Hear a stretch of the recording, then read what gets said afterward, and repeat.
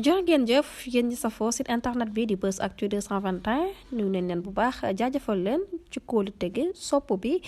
ak topp bi nga xamante ne rek yi nag ñu koy topp bu leen fàttee abonné di bës cloche de notification yi ngir mën a am yeneen i info loi d'amnistie jëm ci mim réew di Sénégal rawat na fara ci li nga xam ni moo di ab benn kuréel bii di 13e législature bi le mu nekk bi nga xam ni saa su ne lépp loo xam ne dugal nañ ko foofee ci Assemblée nationale lenn ci ñi nga xam ni ñoo di ndaw réew mi la wala pencum ndaw réew mi la ñu fa nekkal askan bi di député yooyu la jamono guñ toll ni dafa mel ni ñoom dañu faa nekkal ak parti ndax kat saa su ne dañuy gis ni ak askan buñ taxawee daal di ne bëgguñu lii ki nga xam ni moo di chef de pouvoir bi la daal di ne moom lii la bëgg su jàllee foofee ci Assemblée dañ koy jàllale mu mel ni comme député bi nga xam ni dafa taxawoon xamle bu baax a baax yow Macky Sall président lépp loo ñu indil fii du ñu xool ndax baax naam bon na dañ koy voté lépp loo ñu indil dañ koy voté ba tax na président Macky Sall saa su ne saa bu jubee taxaw lépp luy jàll foofu ci 13e législature bi la dañuy gis ni day jàll donte sax député opposition bi la ñu ngi def seen kéemtalaay kàttan waaye saa su nekk dañuy indi ci plénière bi li nga xam ni moo di doole daal leen fay jëlee ba tax na sax ki nga xam ni moo di Moustapha Diop daal di addu jëmee ci jamono guñ toll nii